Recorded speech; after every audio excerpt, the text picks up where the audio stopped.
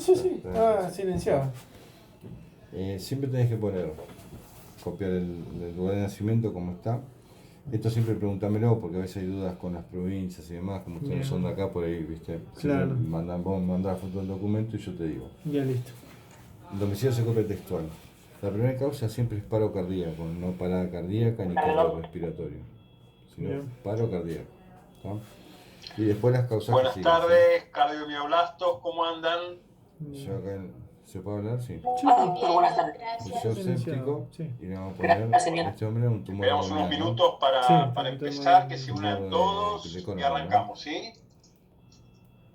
Tumor de colon. Bueno.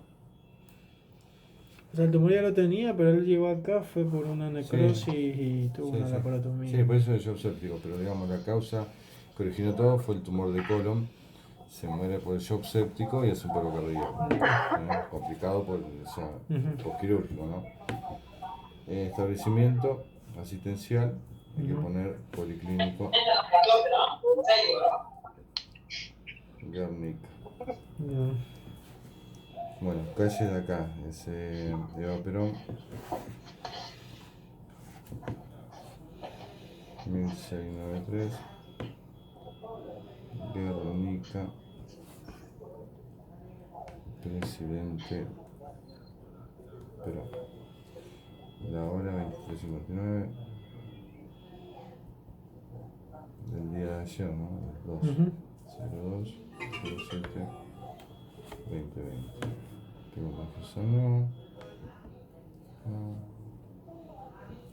En el paciente siempre ponemos otro y ponemos historia clínica, porque como yo no estoy acá donde guardé ustedes, yo miro la historia o el certificado. ¿Está? Y acá se pone Guernica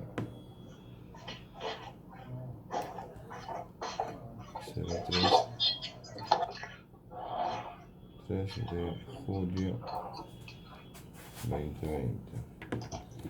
0040, no, siempre tiene que haber por lo menos 6 horas entre el momento del óbito a la confección. Doctor, aprovecho el tiempo para emitir. Le hago una consulta. ¿Tenemos fecha para los exámenes ya? 09 horas. Los exámenes los vas a poder rendir cuando quedes regulares en las materias. Eso no va a pasar hasta agosto. Con lo cual, para este primer cuatrimestre va a ser difícil que puedas rendir exámenes. Quiero decir, isquémica termina en julio. Bueno, no pasa nada, Ronald, los vas a rendir en diciembre, lo mismo. No, sí, está bien, está perfecto, no hay problema. Solo preguntaba por... Lo primero es quedar regular en la cursada, ¿sabes? Perdón, regular, Regular en la cursada. Hola, buenas tardes. Bien. Buenas tardes. Bueno, muchachos, hoy les propongo tener una charla como si fuéramos abogados. Es decir, vamos a ver electrocardiograma desde absolutamente cero. Nos vamos a tomar el número de reuniones que sean necesarias para analizar lo básico del electrocardiograma y entonces yo quedarme seguro de que los fundamentos del electro los han tenido todos. ¿De acuerdo? Perfecto. Excelente. Bien, con lo cual muchas de estas cosas que vamos a decir seguramente algunos de ustedes las saben, así que espero que entre todos podamos construir la información necesaria de un electrocardiograma normal. ¿De acuerdo? Sí. Sí.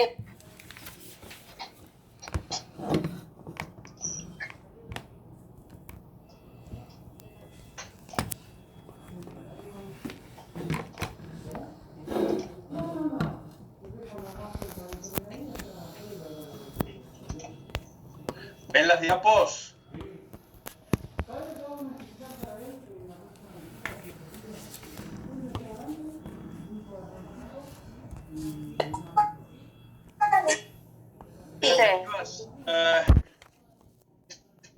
recordar una de las propiedades que es básicamente correr, de hecho autódromo, en hipódromos donde corren los caballos autódromos,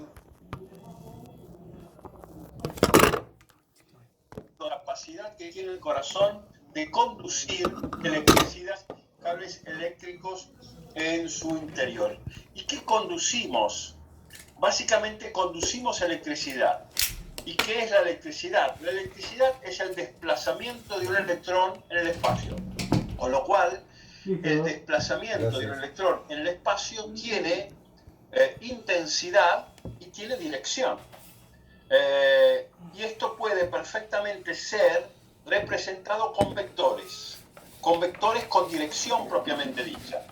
Vectores que si se acercan a un electrodo generarán deflexiones positivas en el campo eléctrico y si se alejan del electrodo generarán deflexiones negativas en el campo eléctrico. Así como en el espacio una carga eléctrica se traslada generando una corriente eléctrica, exactamente lo mismo ocurre en el tejido miocárdico.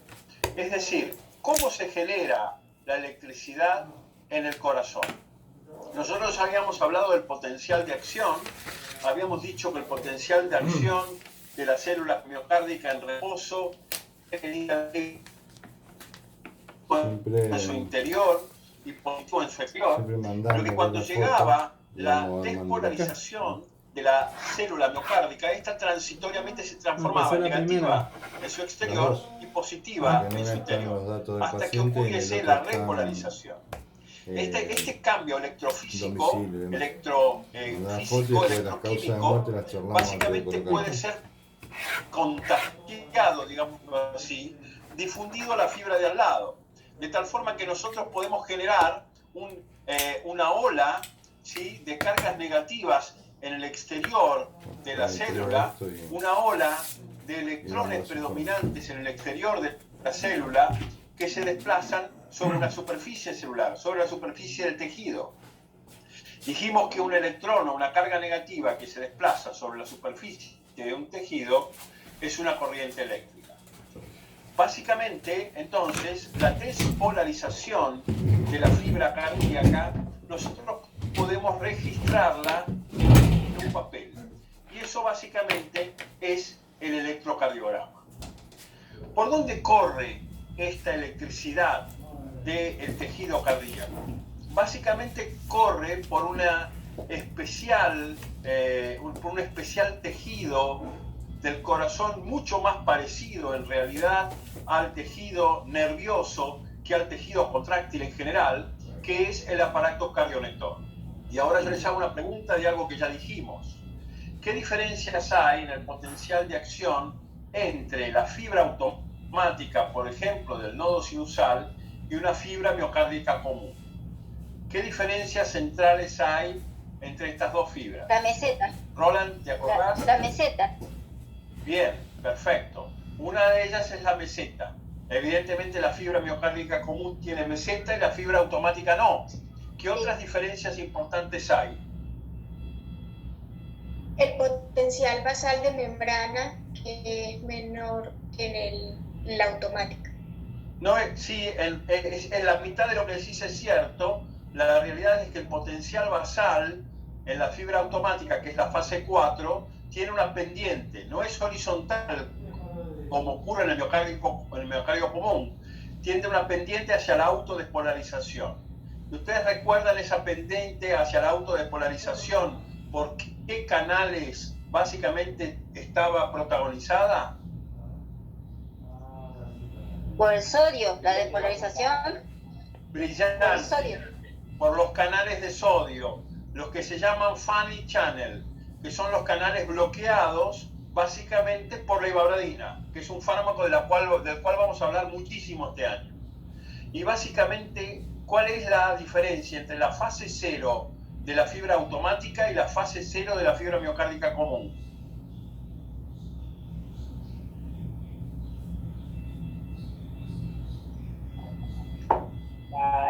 el potencial de acción no me alcanza la despolarización. Bien, Nelson. ¿Y qué pasa? ¿Qué fenómeno electroquímico diferente hay entre una fibra automática y una fibra miocárdica común? En la fibra automática los canales de la fase 0 son de calcio y en la fibra miocárdica común los canales de la fase 0 son de sodio. ¿Recuerdan esto? Esto es muy importante desde el punto de vista farmacológico porque el uso de bloqueantes cálcicos básicamente retrasa la fase 0 de las fibras automáticas y este es un secreto por el cual la fibra automática retrasa su descarga y los bloqueantes cálcicos como el diltiazem, el verapamilo son cronotrópicos negativos. Dicho esto, digamos también que una de las características centrales del tejido miocárdico es enchufado. Literalmente es como enchufar un cable a la pared. Este enchufe entre las fibras miocárdicas comunes está dada por unos discos de energía de alta capacidad de transporte que se los llaman discos intercalares. Estas gadgets o los discos intercalares hacen que el miocardio como tejido se comporte como si fuese un solo tejido, como si fuese una sola célula. Y entonces que la despolarización, que la transmisión de la despolarización de membrana, de esa onda negativa que nosotros acabamos de escribir, se difunda sobre todo el tejido miocárdico con altísima velocidad.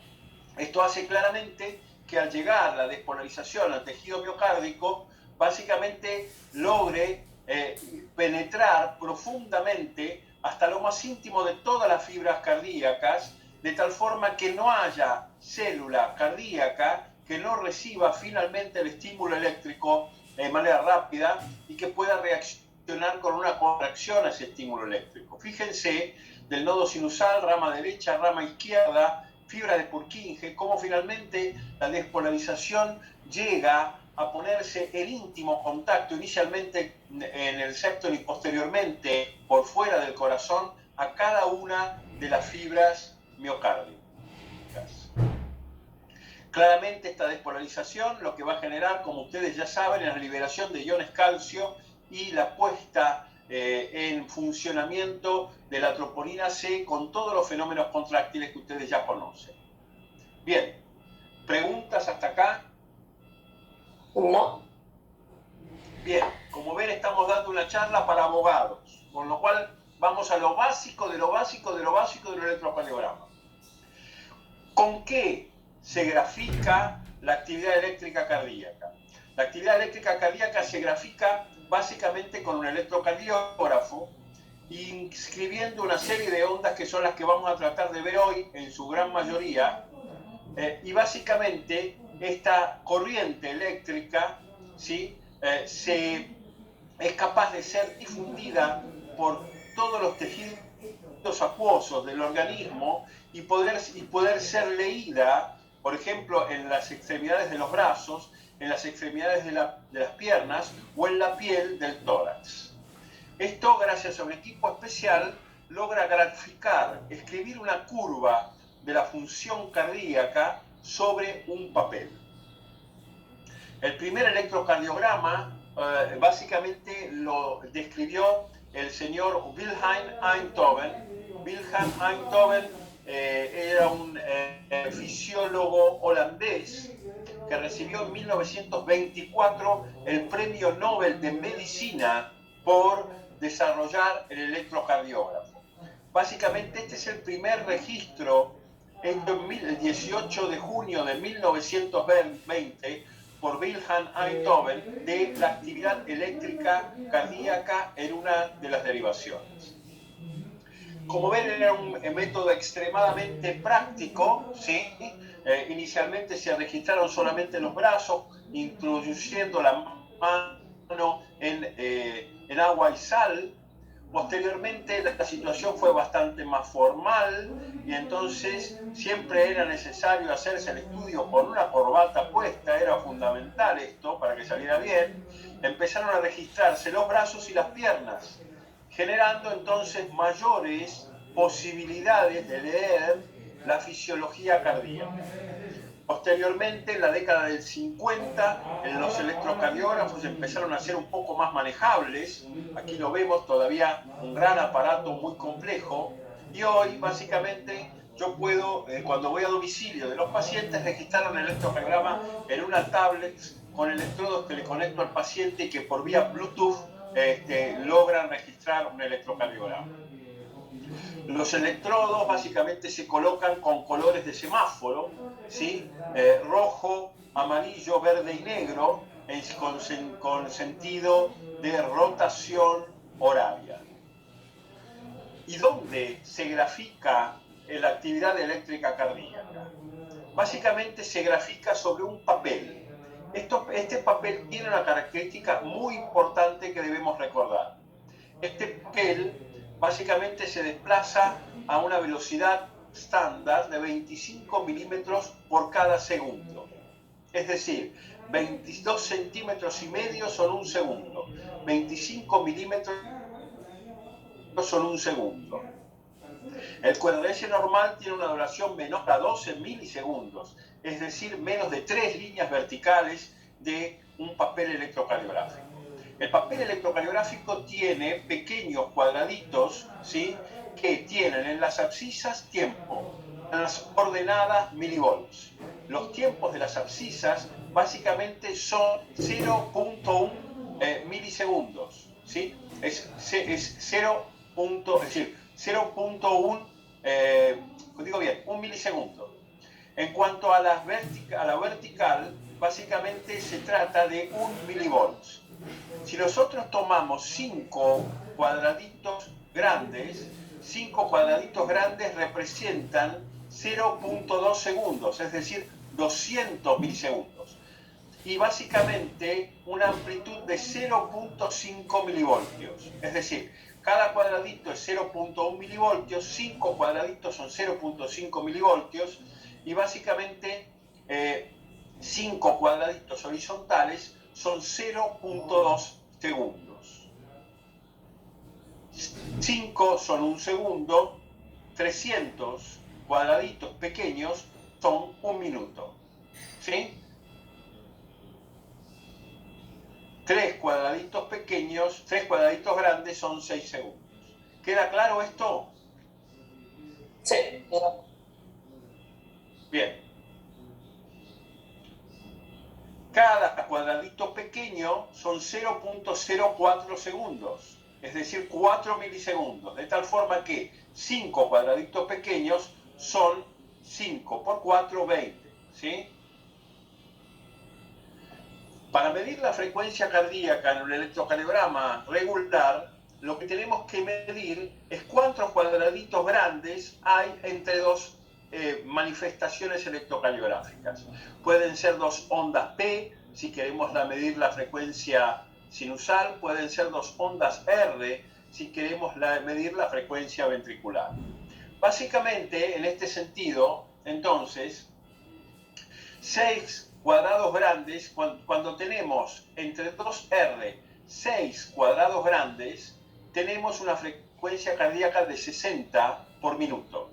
Si tenemos entre 2R 5 cuadrados grandes, 60, 4 cuadrados grandes, 75, 3 cuadrados grandes, 100, 2 cuadrados grandes, 150, 1 cuadrado grande, 300 por minuto. Entonces, si tenemos una R separada de un solo cuadrado grande, 300 por minuto. Si tenemos una R separada de 2 cuadrados grandes, 150 por minuto. Si tenemos una R separada de 3 cuadrados grandes, 100 por minuto. Si tenemos una R separada de 4 cuadrados grandes, 75 por minuto. ¿Queda claro?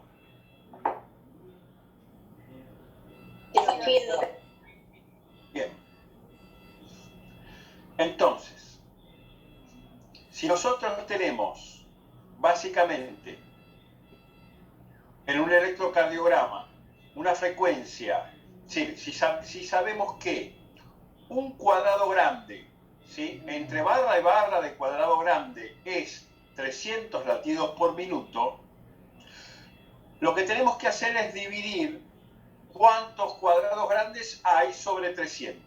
Es decir, aquí por ejemplo hay 1, 2, 3, 4, 5 cuadrados grandes. Con lo cual, 300 dividido 5, 60. ¿De acuerdo? Sí. Bien. Entonces, ¿cuántos cuadrados grandes hay en un segundo?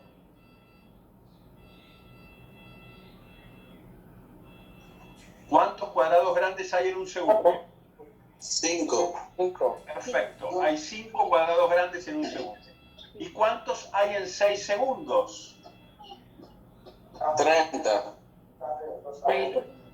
30 cuadrados grandes hay en 6 segundos.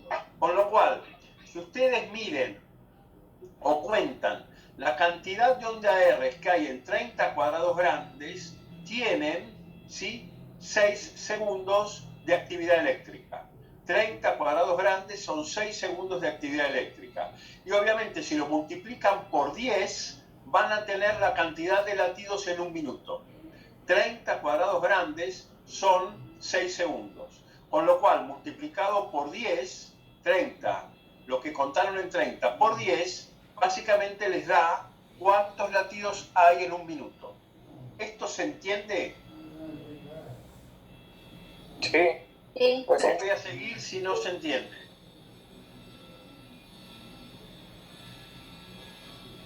Nelson, ¿se entendió? Sí, señor, gracias.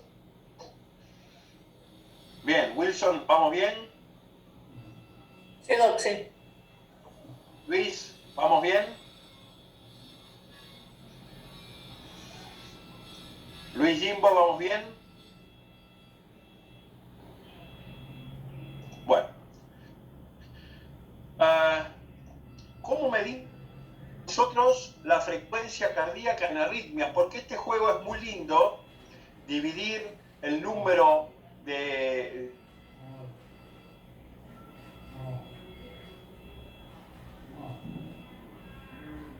dividir 300 ritmo regular. Pero ¿qué hacemos? Con lo cual, cuando la C2, básicamente lo que tenemos que preguntarnos, ¿cuántos latidos hay en un minuto? Y para esto tenemos que tomar una medición de 6 segundos, es decir, de 30 cuadraditos, ¿sí?, para multiplicarlo por 2, contar las R's en esos cuadraditos y entonces tener los latidos por minuto. Aquí tenemos 15 y 15, en total son 30, contamos el número de palitos, el número de R, lo multiplicamos por 10 y tenemos entonces la cantidad de latidos por minuto que tiene un individuo. Este es regular, pero supongamos que sea irregular. Estos son 30 cuadrados. 1, 2, 3, 4, 5, 6, 7, 8, 9. ¿Sí?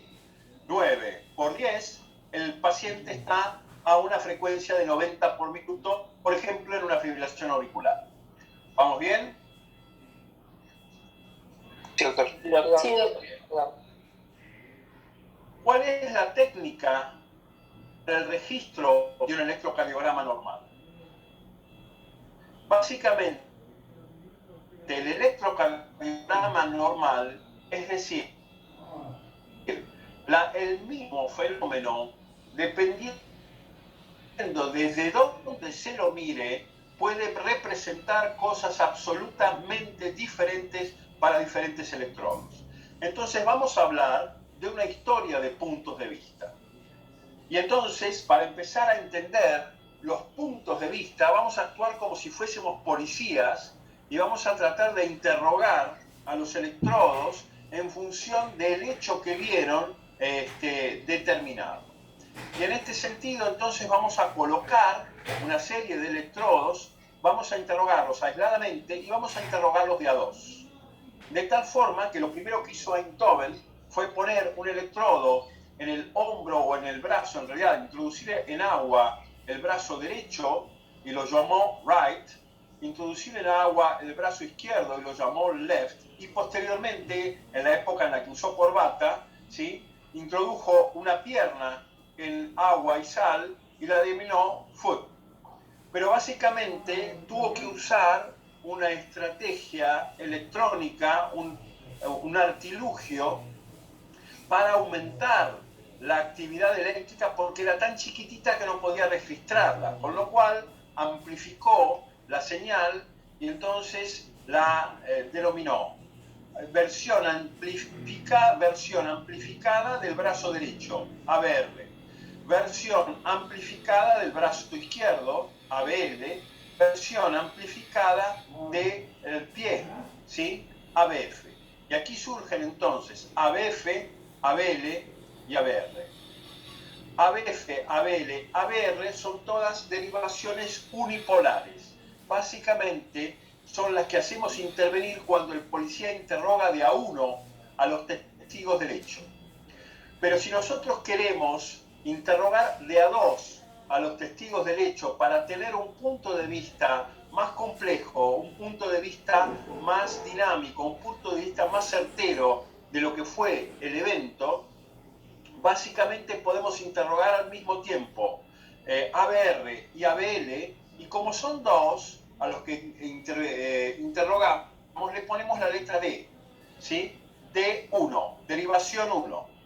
Si nosotros interrogamos a ABR y ABF, básicamente tenemos la D2, la derivación 2. Y si nosotros interrogamos a ABL y a ABF, tenemos la derivación D3. Si interrogamos a 2, a la tercer pareja, y básicamente esto es D3. Desde el punto de vista convencional electrónico, ¿sí? El D1 tiene el brazo izquierdo positivo y el brazo derecho negativo. D2 tiene el brazo izquierdo positivo y el brazo derecho negativo. Y D3 tiene el brazo derecho positivo y la pierna izquierda positiva y el brazo izquierdo negativo. ¿Esto se entendió? Sí, Despojémonos de todo pudor y que esto quede absolutamente claro para seguir adelante. ¿De acuerdo? Bien.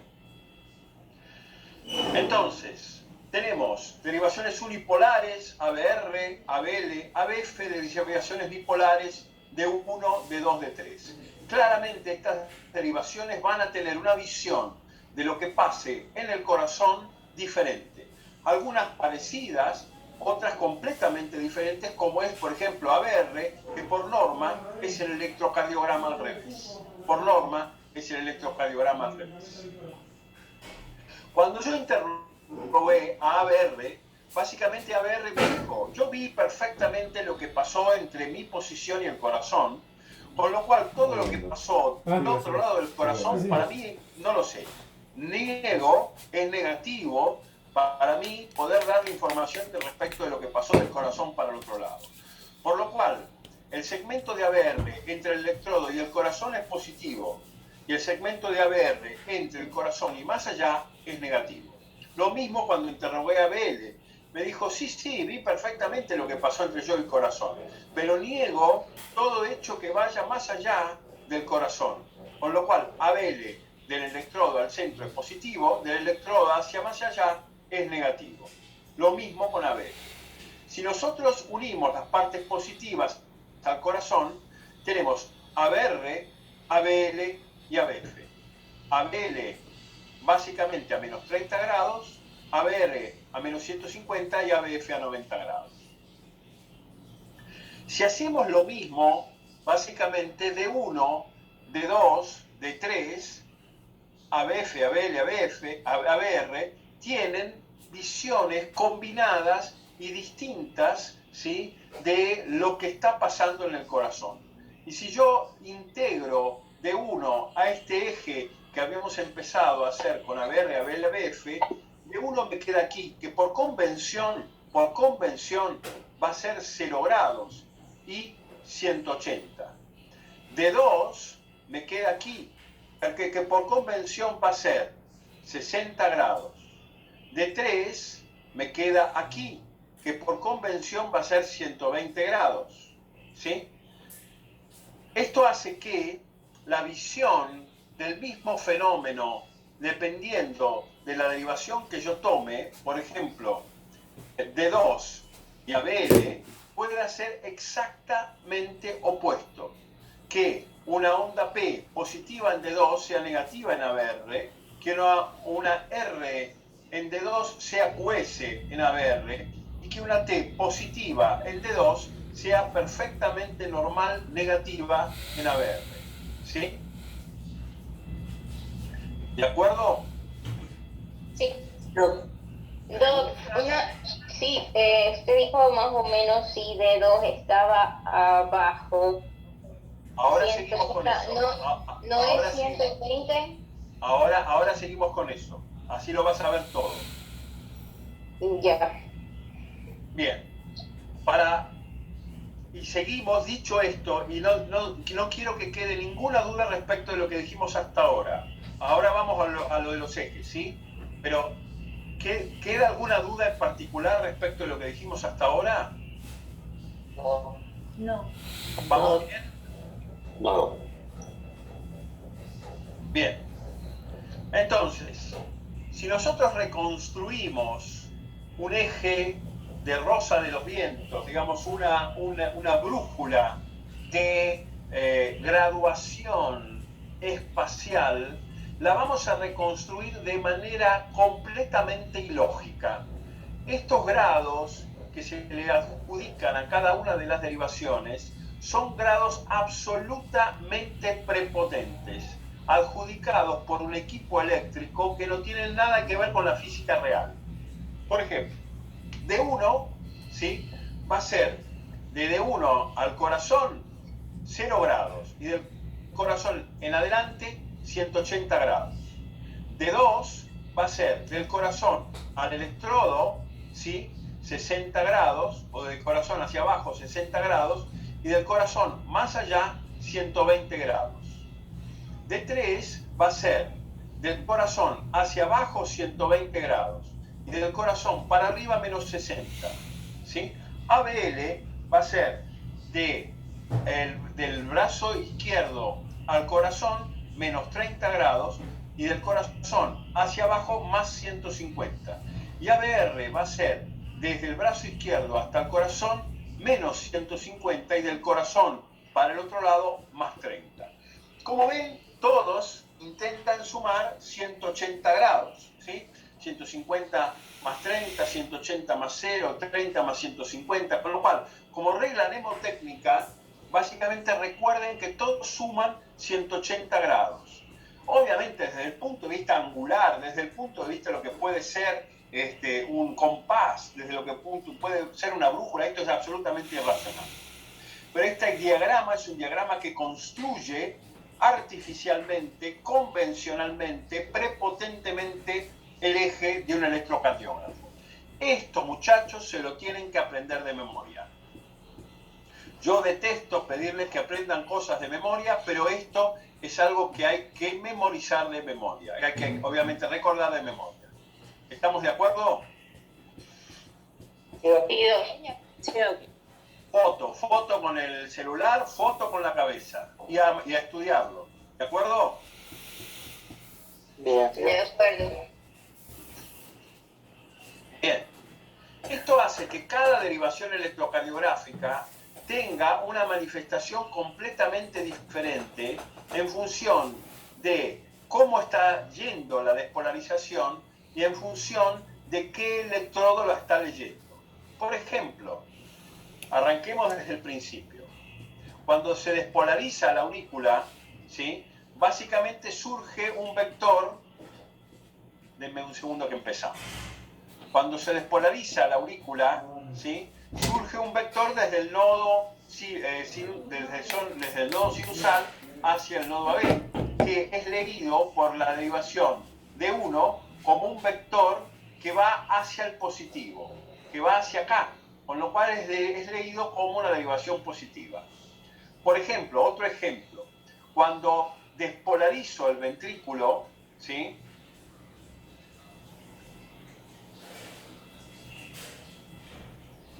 despolarización auricular, llegada al nodo AB,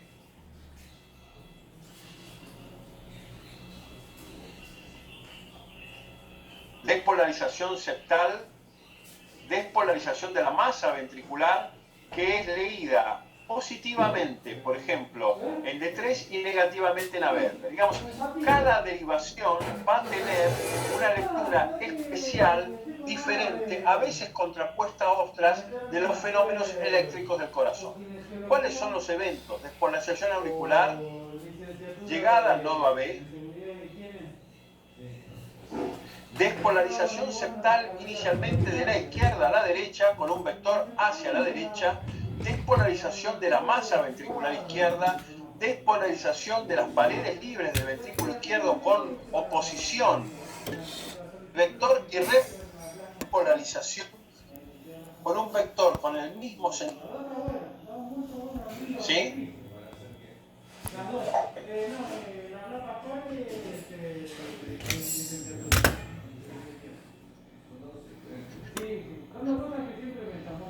Posición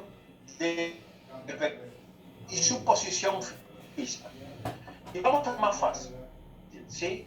Vamos a ver cómo reacciona, por ejemplo, D2 con este vector ve que el vector se le acerca directamente. Al acercarse directamente, lo que hace B2 es inscribir, saltar, asustarse, tratar de correrse de la vía que se le viene encima e inscribir una deflexión positiva, ¿sí?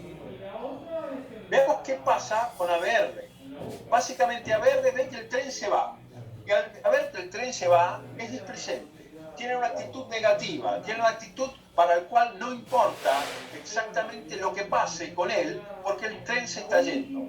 Con lo cual ABR, del mismo fenómeno por el cual D2 había inscrito una inscripción positiva, ABR va a inscribir una inscripción negativa, ¿sí? Ahora, ¿qué pasa si yo estoy al lado del tren? Y básicamente está muy cerquita el tren. Lo que sucede es cuando se acerca el tren, yo me asusto, inscribo una inscripción positiva, hago una inscripción positiva, pero cuando el tren va pasando y finalmente termina de pasar, veo que no me va a pasar nada e inscribo una inscripción negativa. Yo estoy a 90 grados del tren. ABL, este fenómeno, estando a 90 grados, lo inscribe con una hemifase positiva y una hemifase negativa.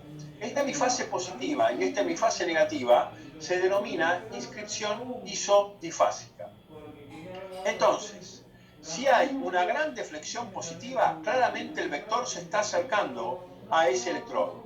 Si hay una gran deflexión negativa, si hay una gran deflexión positiva, claramente el vector se está acercando a ese electrodo. Si hay una gran deflexión negativa, claramente el vector se está alejando de ese electrodo. Y si hay una inscripción isodifásica, estamos a 90 grados del vector. ¿Esto queda claro? Sí. ¿Seguro? Sí. Bien. Esto es importante para poder establecer lo que nosotros denominaremos eje eléctrico cardíaco, porque el eje eléctrico cardíaco básicamente es un marcador importante de patologías. Y en este sentido, vamos a ver que hay modalidades para establecer, o fórmulas, o pasos, o algoritmos para establecer el eje eléctrico cardíaco. El eje eléctrico cardíaco, antes que nada, está dado por la despolarización ventricular, con lo cual está dado por el QRS. Lo primero que tenemos que fijarnos es dónde está la mayor deflexión positiva del QRS, dónde está la mayor onda R de las 6 derivaciones de los miembros. Básicamente, si el QRS es en D1 y en ABF positivo, básicamente este vector se está desplazando entre 0 y 90 grados. Entonces, ¿qué ocurriría si, para confirmar esta situación, si leemos el electrodo opuesto, si leemos ABR?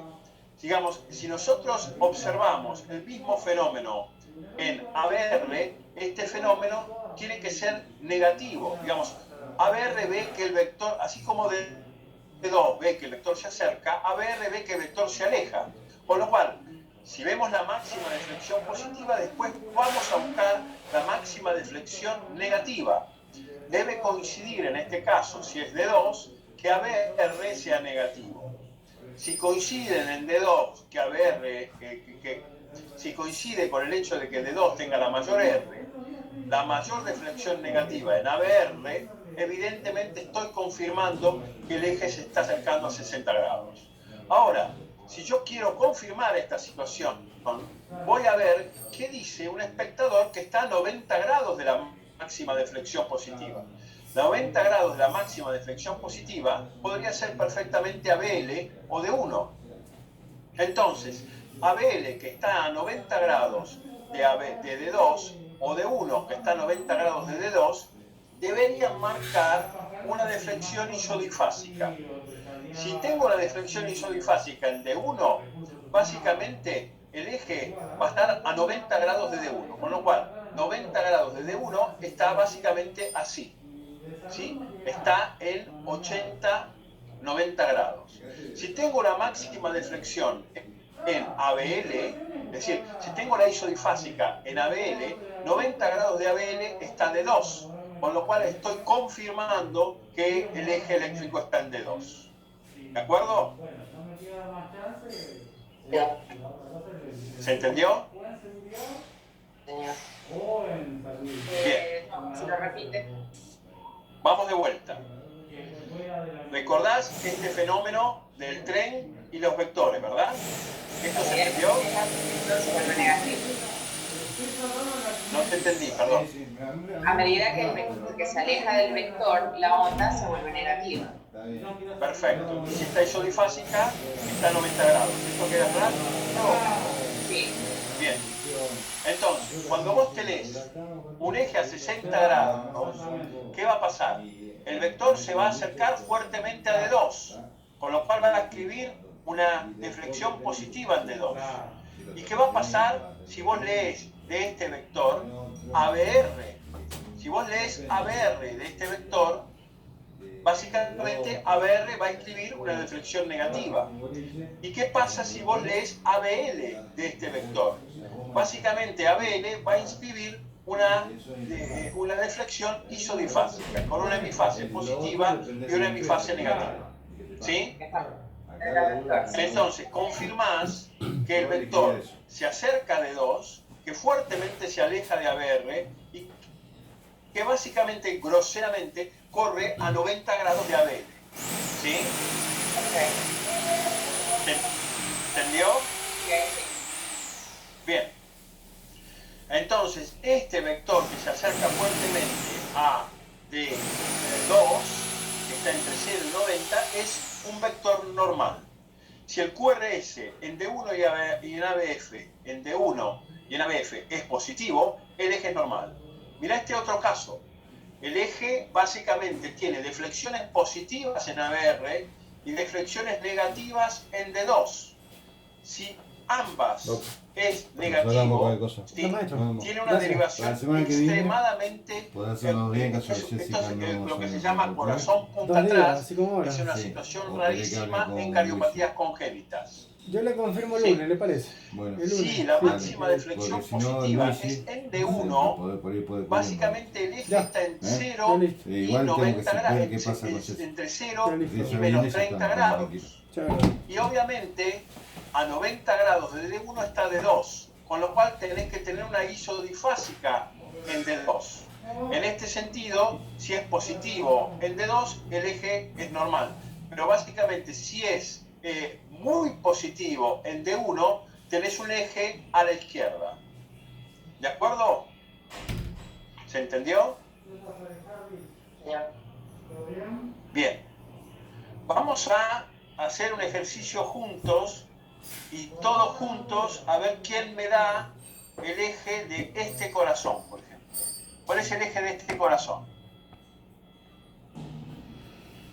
¿Lo ven bien? ¿Cuál es la máxima deflexión positiva en este electrocardiograma? El de 2. La máxima es de 2. Tendría que mirar la cara de ABR. Tendrías que mirar ABR. Y entonces, si vos esperás la máxima deflexión positiva esté en D2, ¿dónde esperás la máxima deflexión negativa? En ABR. ¿Es verdad? ¿Ocurre así? Sí. Sí. Perfecto. Entonces deberías ir a ver a 90 grados de D2 quién está. Abel. ¿Y en Abel qué esperarías? Una isodifásica. ¿Y es verdad? Sí. Prácticamente es verdad. Con lo cual ven que esta regla se cumple. Este es un corazón cuyo eje es de 60 grados. ¿Se entendió? Chido. Bien. Aquí tenemos otro corazón en el cual evaluamos la máxima deflexión positiva entre D2 y ABF. ¿Sí? Básicamente pelean D2 y ABF. Yo te diría que son prácticamente iguales. Con lo cual el eje está entre 60 y 90. Pudiendo promediar, podemos decir que es un eje a 70, 75 grados, 80 grados, pongámosle. ¿Sí? ¿De acuerdo? ¿Ven que están casi iguales? De 2 y ABF, el eje está por acá, de este corazón. Con lo cual, básicamente uno espera que haya una isodifásica en ABL. De hecho, la hay. Pero fíjense que es más importante la deflexión positiva que negativa en esta isodifásica. Con lo cual, efectivamente, está más cerca de D1 que de ABL. Está más cerca de D1 que en ABL. De hecho, D1 es más positiva que ABL. ¿Ven? Entonces, el eje está acá, cuyos 90 grados son exactamente 80 grados. Es un eje de 80 grados confirmado por una isodifásica en menos 30. ¿Sí? Y obviamente una gran deflexión negativa en ABR porque ve que la actividad se aleja.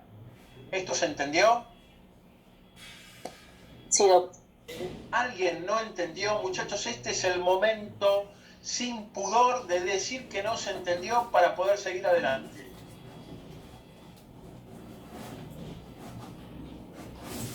Cardiomioblastos, hablen. ¿Entendió? Gracias. Liliana, ¿se entendió? Sí, ¿No? Sí, señor. Bien. Ivana, ¿se entendió? Sí, señor. ¿Están convencidos? ¿Puedo seguir? Sí, sigamos. Bien. El promedio normal del eje eléctrico está básicamente entre 0 y 90 grados. Bueno, PERI 60 es un eje eléctrico normal. Claramente, yo puedo hacer mediciones mucho más finas comparando milimétricamente dónde está la mayor deflexión positiva, dónde está la mayor deflexión negativa. Este electrocardiograma, con esta D1 máxima positiva e isodifásica en ABF, ¿qué eje eléctrico a ustedes les parece que va a tener?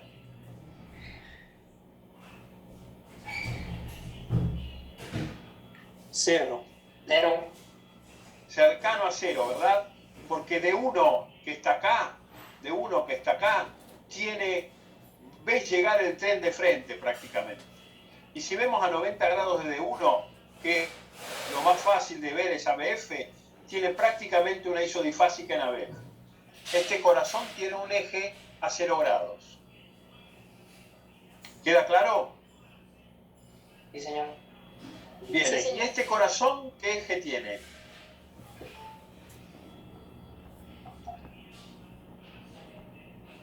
¿Qué es más positivo, ABF o D1? D1. ¿Estás seguro? Contalo con la A ver. Con lo cual, si nosotros hacemos una bisectriz de 45 grados entre D0 y ABF, básicamente el vector está más cerca de ABF. El vector está básicamente en D2. ¿Sí? Sí. Bien.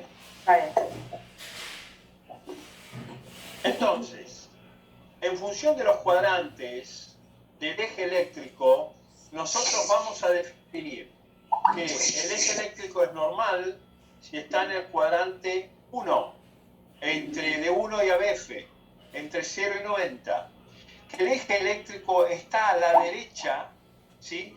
Si básicamente D1 es negativo, porque si el eje eléctrico está para acá, ¿cómo ve D1 el tren? ¿Que se aleja o que se acerca? Si el eje eléctrico está hacia acá. Que se aleja. Se aleja. Y entonces D1 tiende a ser negativa y ABF tiende a ser positiva, porque se acerca a ABF. ¿De acuerdo? En este sentido, entonces, tenemos un eje a la derecha. Si yo tengo un D1 muy positivo, y un ABF negativo, el tren, si es negativo en ABF, ¿se aleja o se acerca? Se aleja. Se aleja. Y si es positivo en D1, ¿se acerca o se aleja? Se acerca. Entonces el eje eléctrico está a la izquierda. Después hay ejes eléctricos entre menos 90 y 180 rarísimos, sobre todo en patologías congénitas como tretalogía de Fallot, y a esto se lo llama eje extremo, donde es negativo en D1 y negativo en ABF, porque va para allá, se aleja de D1 y se aleja de ABF, va para allá el eje. Esto es una situación rara que ustedes van a poder ver solo en algunas cardiopatías congénitas. Se llama corazón punta atrás o eje eléctrico extremo. ¿Sí? ¿Alguien me hablaba? No, en una taquicardia ventricular también sabe tener el eje al extremo, ¿no? No solo, hay taquicardia ventricular, como vamos a ver más adelante, que van cambiando constantemente su eje. Y eso, por ejemplo, se lo llaman torcida de punta. O en francés, torsois de point, porque fue descrita por franceses. ¿Sí? Entonces, eje extremo, derecha, normal, izquierda. Extremo, derecha, normal, izquierda. Extremo, derecha, normal, izquierda. ¿Ok? Extremo, derecha, normal, izquierda.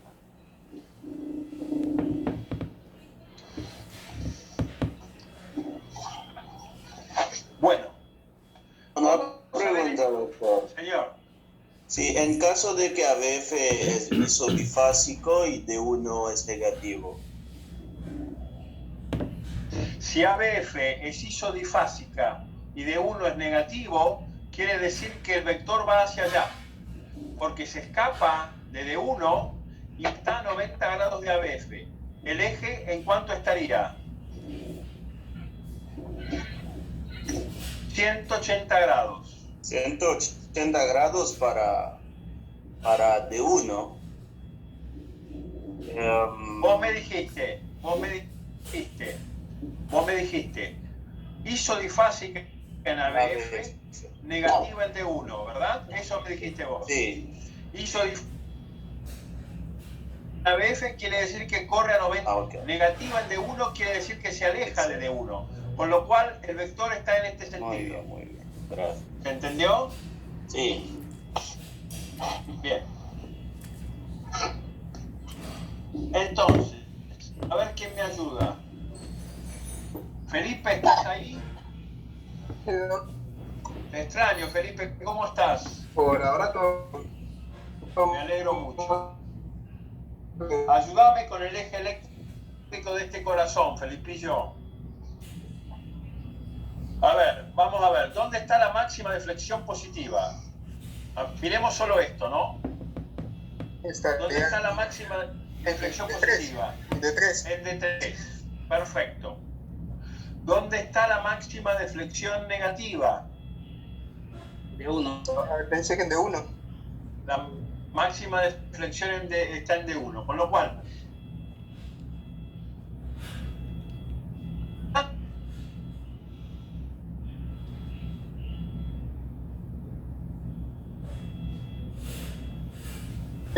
bien, perfecto. ¿Dónde está la isodifásica más marcada? En ABF.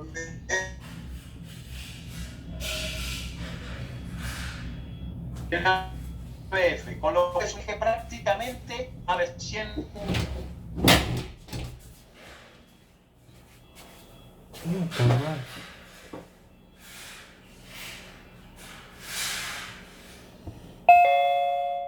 Entiendo. ¿Qué tenemos en este electrocardiograma? Esto le apareció al paciente después de un episodio de disnea súbita tras tener un electrocardiograma normal. ¿Qué le pasó a este corazón? Es un TEP. Sí, Porque se ve un bloque.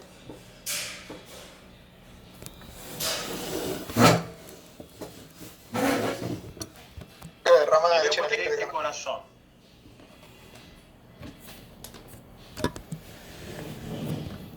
Está desviado. Entonces yo tengo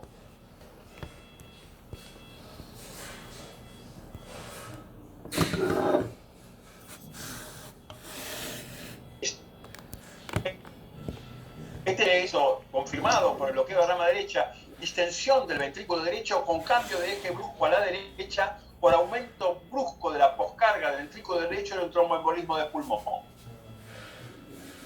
¿Sí? Sí. Sí. Bien. Paramos 3 minutos y seguimos. ¿Preguntas hasta acá? No. ¿No? Paramos 3 minutos y seguimos.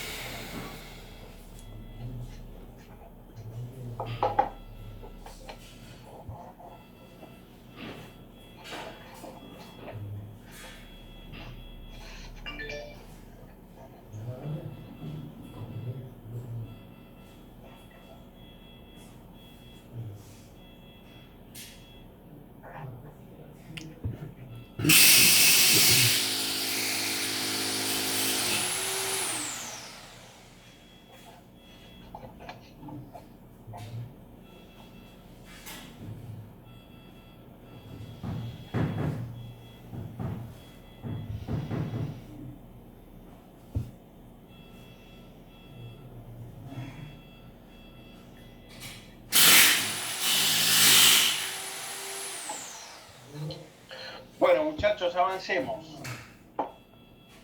¿Dudas? ¿Preguntas hasta acá?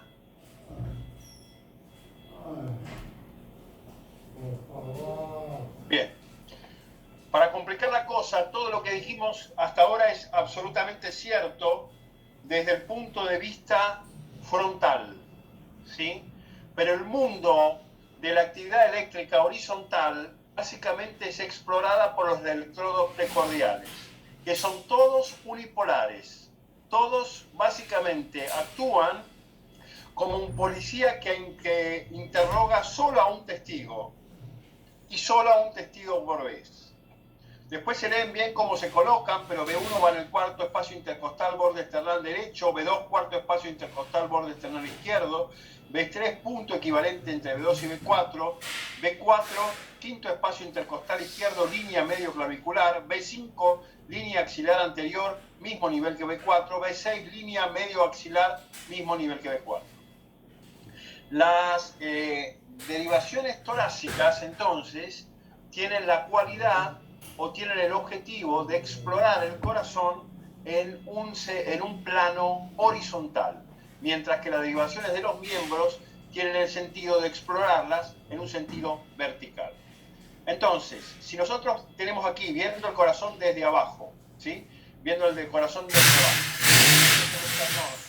esto es la aurícula derecha, la aurícula izquierda, básicamente tenemos B1, B2, B3, B4, B5, B6.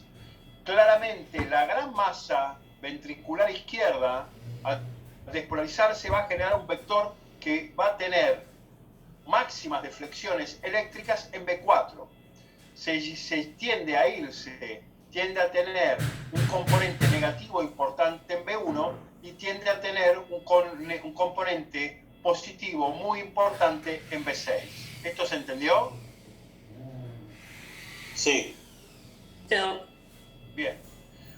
Hay otras derivaciones precordiales que debemos obligatoriamente realizar como cardiólogos siempre que un paciente ingrese al área clínica en la cual estamos internándolo, que son las precordiales derechas, que básicamente son B4R, B3R, B4R, B5R y B6R, básicamente de manera especular a cómo se colocan las derivaciones izquierdas. Básicamente colocando aquí B2, B3, B4, B5, ¿sí? Y B6, pero colocándolas en posiciones equivalentes y especulares a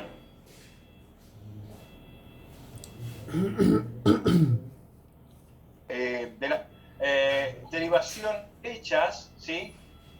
Que en realidad son B4R, B5R, B6R, en las cuales nosotros vemos que si ponemos electrodos de este lado, claramente en una situación normal el eje se aleja de todas las precordiales derechas, ¿sí? Se aleja hacia allá, con lo cual es normal ver en las precordiales derechas manifestaciones de QS. ¿De acuerdo? ¿Para qué sirven las precordiales derechas? En realidad no sirven para evaluación de QRS, sino sirven para la evaluación del ST. Y entonces yo necesito que alguien me diga qué es lo que está pasando aquí en estas precordiales derechas.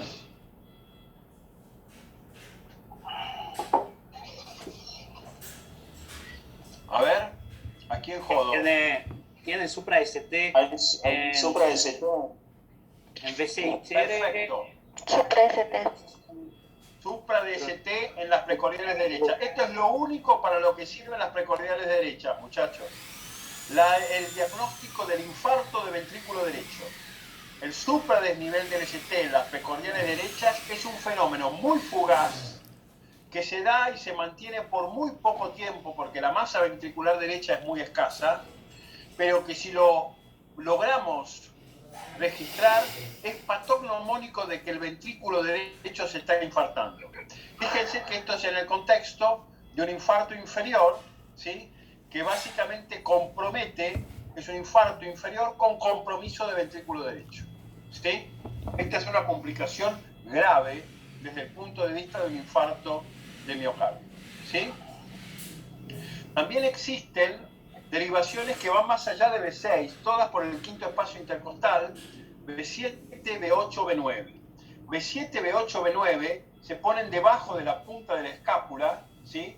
A partir de B6, separadas aproximadamente 4 centímetros hasta llegar a la columna la una de la otra.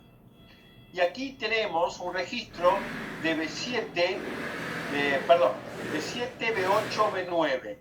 ¿Y qué tenemos en estos registros de B7, B8, B9? Igual una supra. Supra. Bien. ¿Y qué importancia clínica tendrá este supra de nivel del ST? ¿Qué estamos diagnosticando y qué estamos viendo? Síndrome coronario. un infarto posterior, un síndrome, exactamente, un síndrome coronario agudo con supradesnivel del ST de la cara anterior. Esto normalmente se condice con un infradesnivel, fíjense acá, ¿sí? En B3, B4, ¿sí? Un infradesnivel del B3, B4 podría resultar en un infarto transmural de la pared posterior. Si vamos a hacer posteriores y encontramos supradesnivel del ST, inclusive con Q, nosotros estamos en condiciones de aseverar con certeza de que estamos frente no a una injuria subendocárdica anterior, sino a una injuria transmural de cara posterior. Porque este infradesnivel del ST es en realidad no primario, sino especular de un supradesnivel del ST de cara posterior. Entonces es importante siempre en la unidad coronaria, al ingreso, por lo menos al ingreso, tener la gimnasia de hacer un electrocardiograma que incluya derechas y posteriores. Siempre, derechas y posteriores. ¿De acuerdo? Esto es algo que todo buen cardiólogo debe exigir cuando está de guardia en la unidad coronaria. ¿Sí? ¿Me podría hacer un favor? Sí. ¿Me podría, el último concepto de la imagen en espejo, me lo podría por favor aclarar? Vamos de vuelta. Vamos de vuelta. Cuando veamos ST, vos vas a ver que el infradesnivel del ST, cuando el ST baja respecto del cero, ¿sí?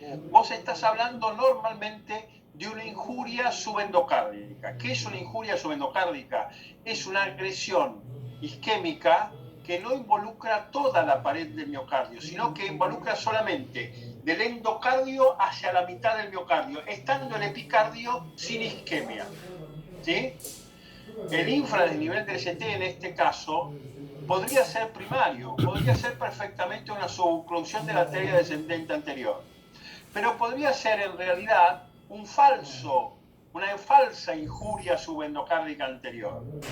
Y en cambio, referirse a una injuria transmural epicárdica a un supradesnivel del ST de cara posterior. Entonces, vos podrías hacer un falso diagnóstico de injuria subendocárdica anterior y comerte lo que en realidad es un infarto transmural de cara posterior, que como reflejo eléctrico la infradesnivel del ST anterior, pero que en realidad no lo es. ¿Se entiende esto? Sí, ahora sí. Bien. ¿Qué tenemos acá? A ver, Carolina Pico, ¿qué tenemos acá en este electrocardiograma?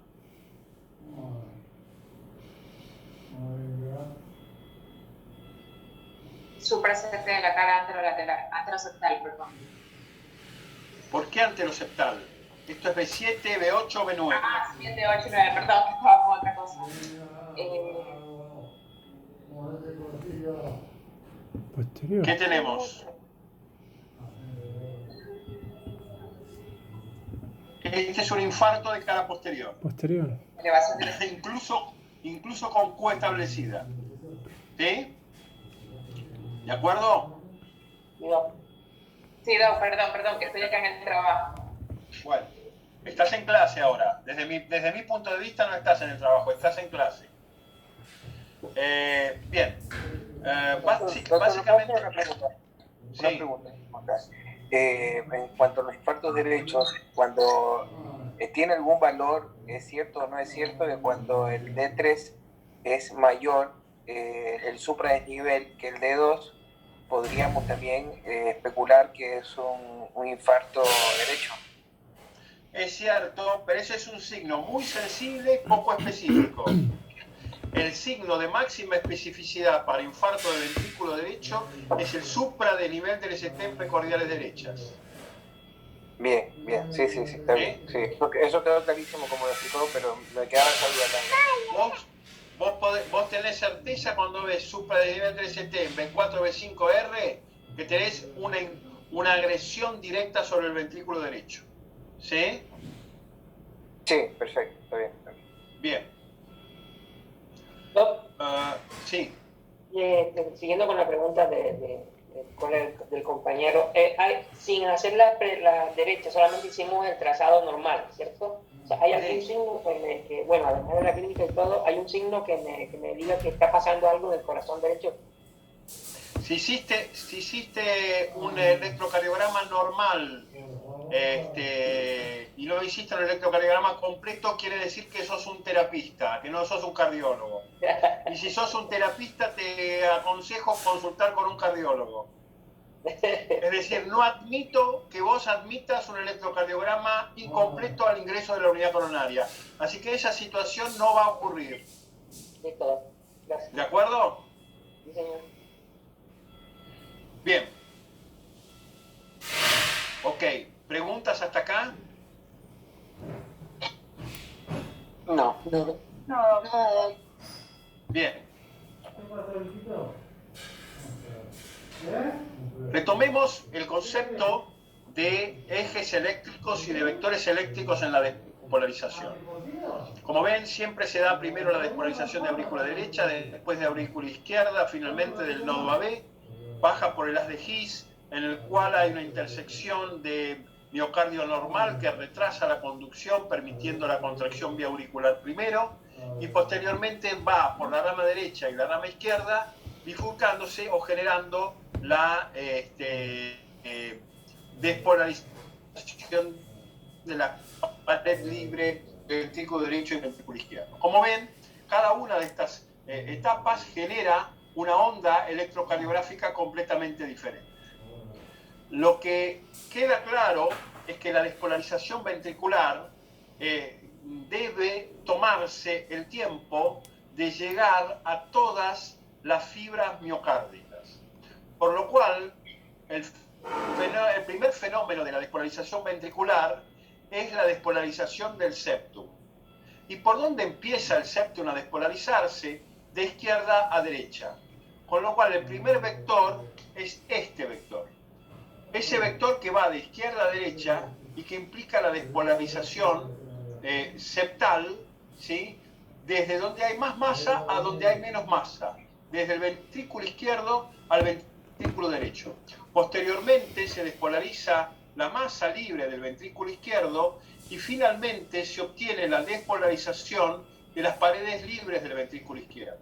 Pero fíjense, en función de qué sector del ventrículo se está despolarizando, cómo el eje y el vector de despolarización ventricular va cambiando completamente. Estando aquí, primero tengo una lectura isodifásica, después tengo una lectura positiva y después tengo una lectura negativa. Si estoy en ABR, primero tengo una lectura positiva, luego una isodifásica y finalmente una lectura negativa.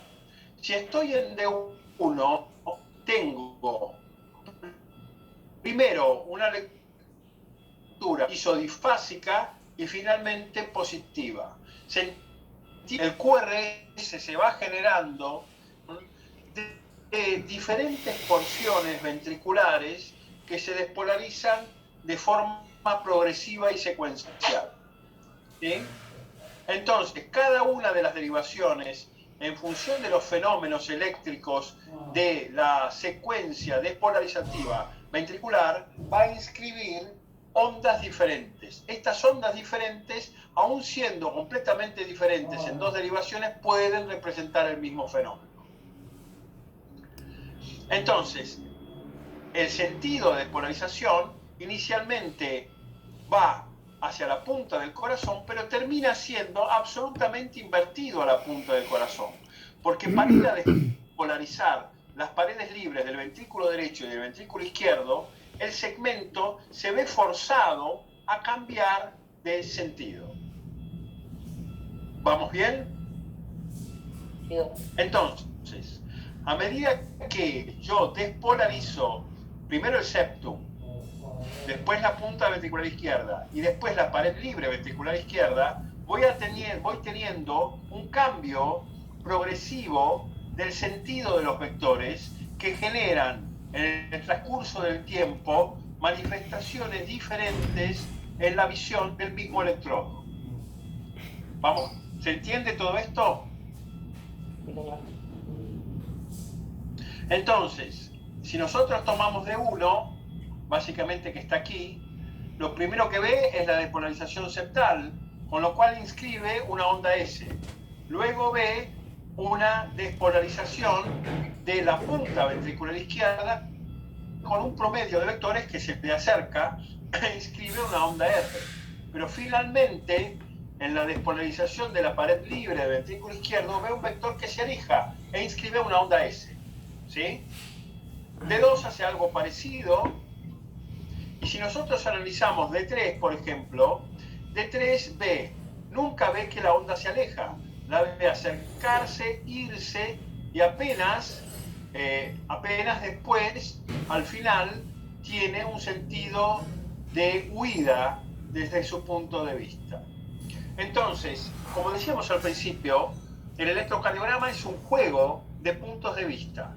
Es un juego de posiciones, donde todo es cierto y desde nosotros tenemos que tener la habilidad para situarnos en la derivación, para comprender exactamente qué es lo que está pasando en la secuencia despolarizativa cardíaca y incluso buscar la derivación que más nos convenga para analizar diferentes fenómenos de...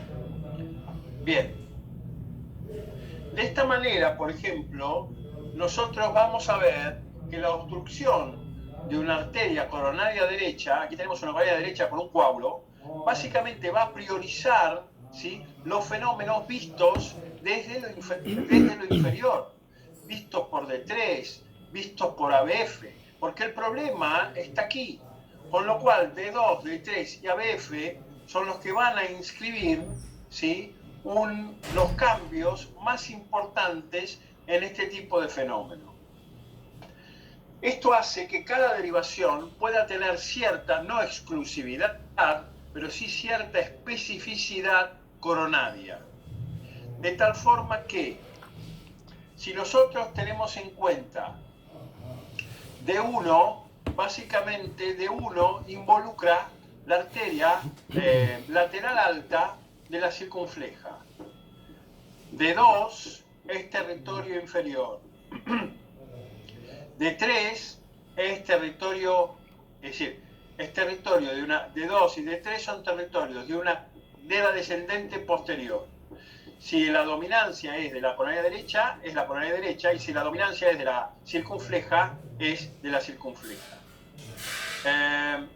La lateral alta de rama de la circunfleja básicamente es leída por ABL. El territorio inferior también es leído por ABF. B1, B2 básicamente hablan de septum, B3, B4 hablan de cara anterior y B5, B6 hablan de cara lateral. En este sentido estamos hablando de circunfleja, mientras que D1 y ABL estamos hablando de, por ejemplo, la diagonal, ¿sí?, de la primera diagonal de una descendente anterior. Entonces, groseramente, queremos leer circunfleja, vamos a D1 y ABL. Queremos leer coronaria derecha, vamos al D2, D3 y ABF. Queremos leer descendente anterior, vamos a B1, B2, B3, B4, B5, B6. ¿Sí? ¿Esto queda claro? Sí. Bien, esto es básico, ¿sí? Hay que saberlo sí o sí.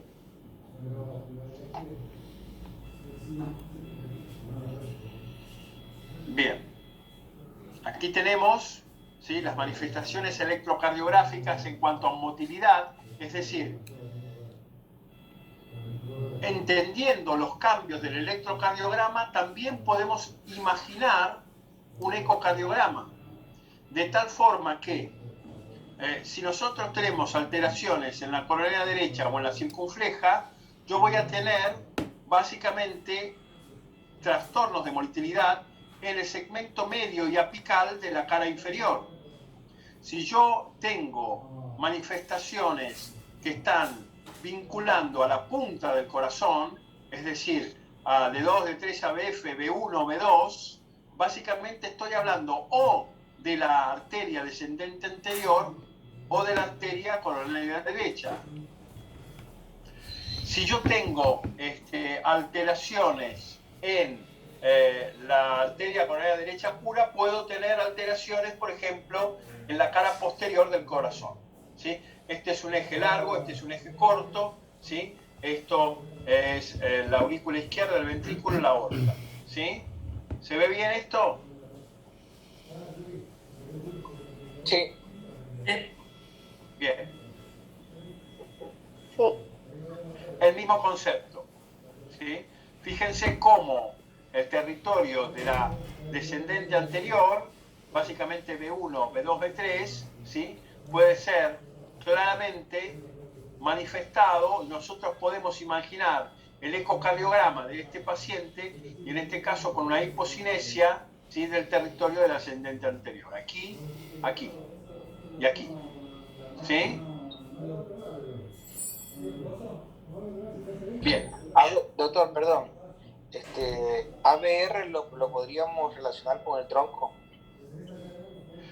ABR tiene varias características particulares. Esto lo vamos a ver cuando veamos QRS, pero ABR, por ejemplo, una R final en ABR te habla de coronaria derecha, el supranivel de la ABR te habla de trastorno de tronco.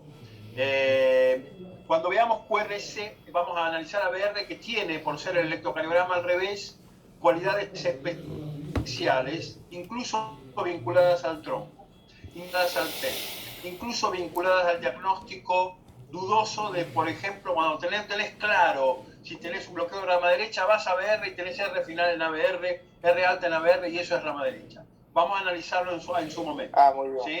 Gracias. Disculpe. No, ¿por qué? Bien. ¿Qué debemos informar nosotros de un electrocardiograma? Debemos informar frecuencia cardíaca, de esto ya hablamos. Debemos informar si el ritmo es regular o irregular. Paciente con 150 de frecuencia cardíaca, ritmo irregular. Después de esto, básicamente nosotros debemos estudiar las ondas P y preguntarnos, ¿las ondas P son regulares? ¿Hay una onda P antes de cada QRS? Es decir, hay una onda P para cada QRS. ¿La onda P está antes o después del QRS? ¿La onda P es positiva en D2? ¿Todas las ondas P son iguales? Estas 5 preguntas son preguntas claves que nos tenemos que hacer al analizar un electrocardiograma. Y vuelvo. ¿La onda P son regulares? ¿Hay una onda P para cada QRS? ¿La onda P está antes o después del QRS? ¿La onda P es positiva en D2? ¿Todas las ondas P son iguales? Y finalmente, ¿qué forma tiene la onda P? ¿Queda claro esto? ¿Sí? Sí, doctor. Bien. En cuanto al cálculo de la frecuencia cardíaca, esto es algo de lo cual ya nos ocupamos bastante. No nos vamos a meter en profundidad. Paramos 3 minutos y seguimos. ¿Preguntas hasta acá? No. Bien. Por ahí yo estoy pecando de ser demasiado básico. No lo hago por ustedes, lo hago por mí. Lo hago para yo tener la conciencia que los rudimentos esenciales del electrocardiograma se los expliqué. ¿Sí? Es algo que mi psicólogo me dijo que hiciera. ¿Entienden? Gracias. Sí, doc, se lo agradezco. Para el psicólogo. Eso. Paramos 2 minutos y seguimos, muchachos. Bueno,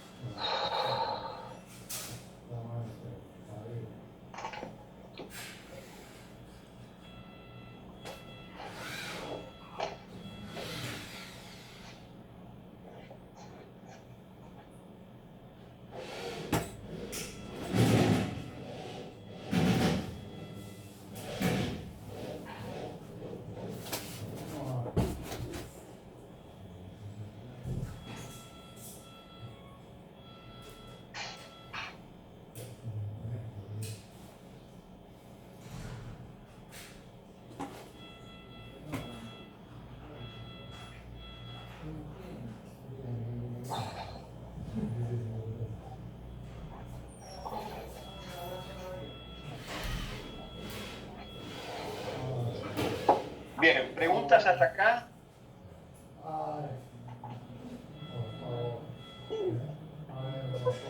¿No todos? ¿Preguntas? No, doctor. ¿Cómo se llama? Gaucho. Bien. En cuanto al ritmo, si es regular o irregular, es algo que básicamente debemos analizar en forma estricta.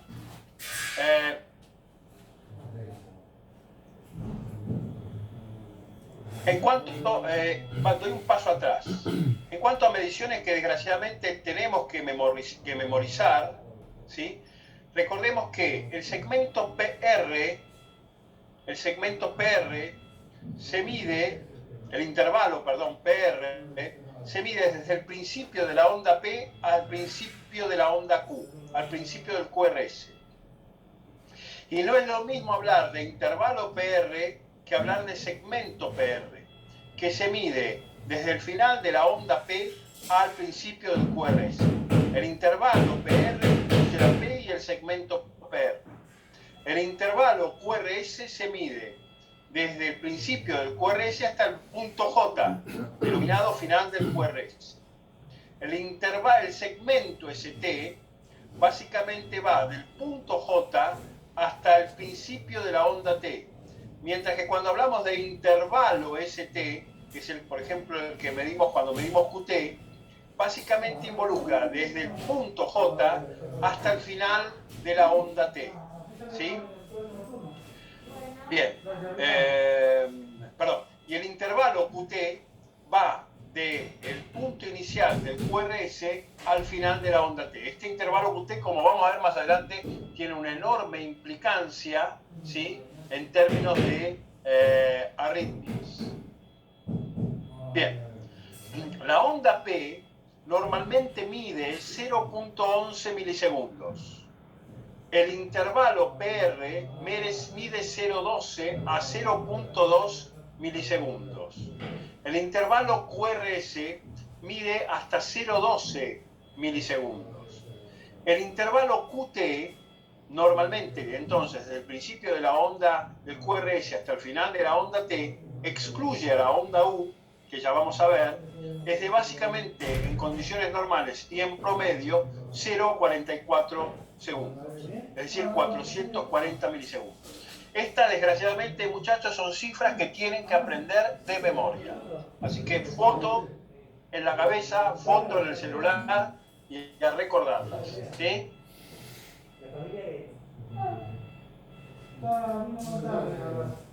Bien, vamos al análisis de la onda P.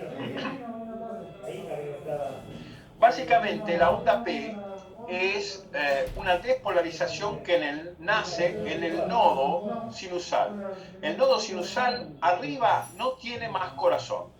Es decir, el corazón está todo por debajo del nodo sinusal. Así que forzosamente el eje de despolarización auricular va hacia abajo y hacia la izquierda.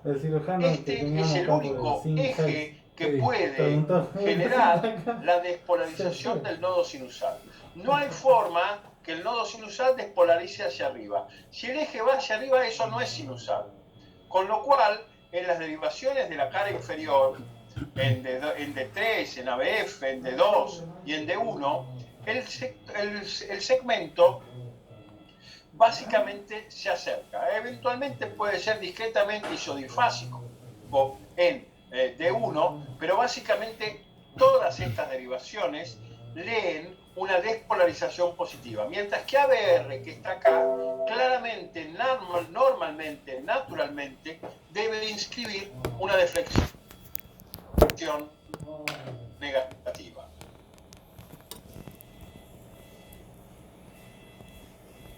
La onda P, entonces,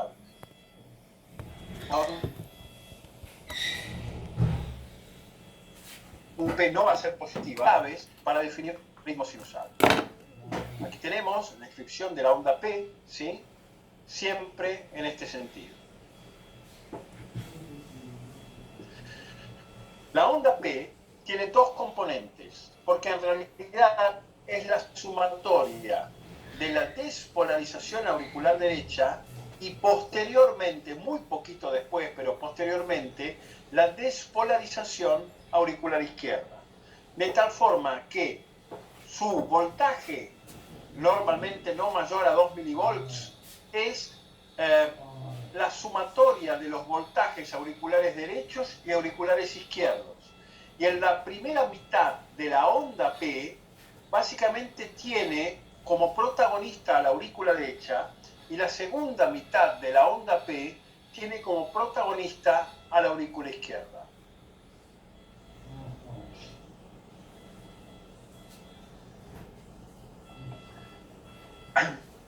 La morfología de la onda P es extremadamente útil desde el punto de vista médico y diagnóstico.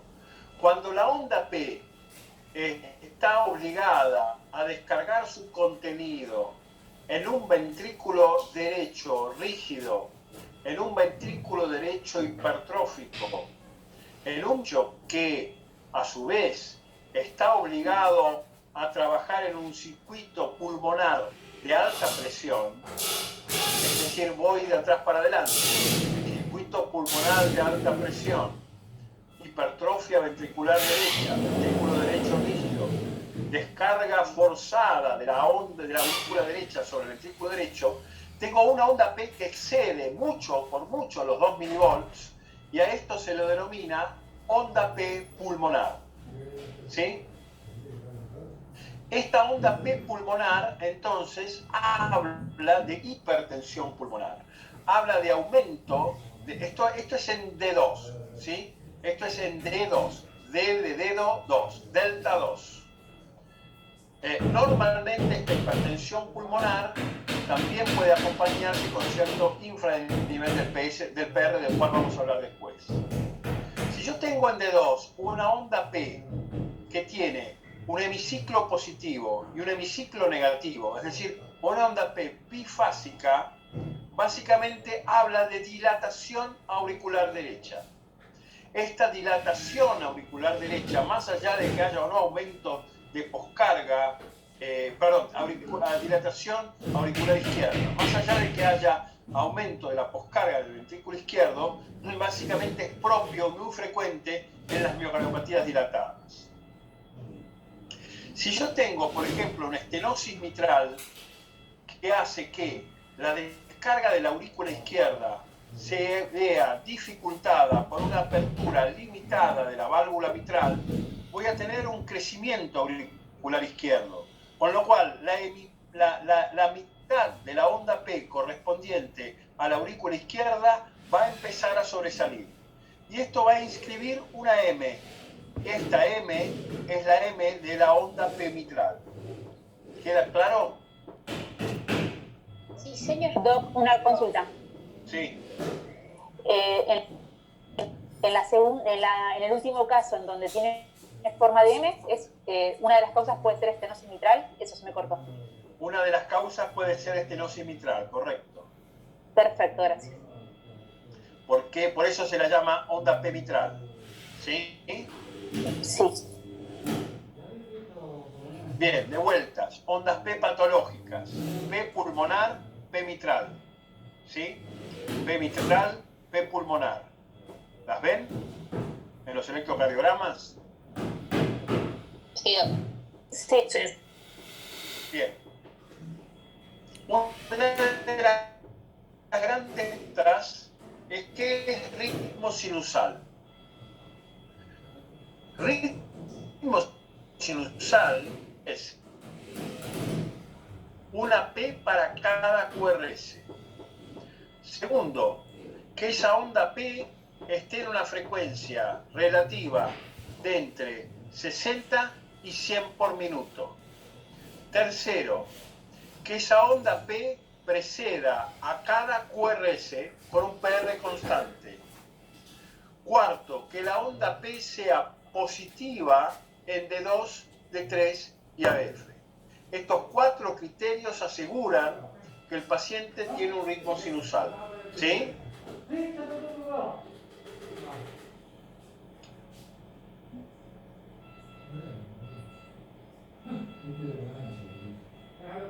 Ritmo sinusal.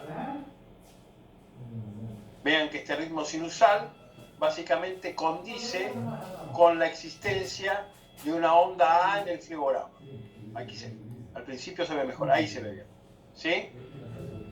Bien. Este pelado es un tipo que yo tengo contratado para hacerles entender lo que es ritmo sinusal. ¿Sí? ¿Lo habían visto esto en internet? Sí, una vez sí. Bien. Sí, he conocido. Hay una derivación especial que se llama derivación de Lewis. ¿Sí? La derivación de Lewis básicamente se pone el ABR en el manubrio esternal, ABL en la unión del ángulo externo sifoideo y ABL en la punta de la parrilla costal derecha. Básicamente genera la magnificación de los fenómenos auriculares. Entonces se ve en esta derivación de Lewis, que básicamente aparece así, ¿sí? Se ven de dos, ¿sí? Un aumento importante de las manifestaciones eléctricas en el establecimiento del ritmo sinusal. ¿Sí? Bien. ¿Qué ritmo hay acá, muchachos? ¿Qué ritmo tiene este corazón?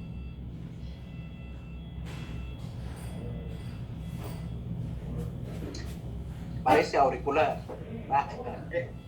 La pregunta es, ¿ritmo sinusal? No, es ritmo sinusal. No, es regular. Primero, no vemos onda P positiva en D2. ¿Hay una P para cada QRS? No. Sí. Mirá. Sí, yo lo veo sinusal. P. ¿Sí? P. Hay una P para cada QRS. ¿La P está antes o después del QRS? La P está antes del QRS. Antes. Bien.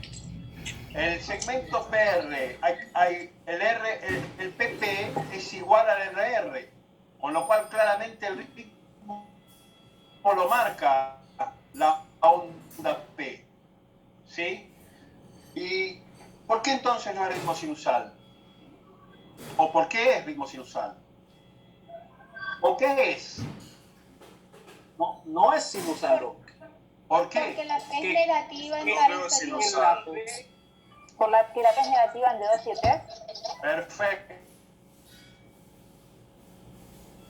Siendo la P negativa en D2, va subiendo.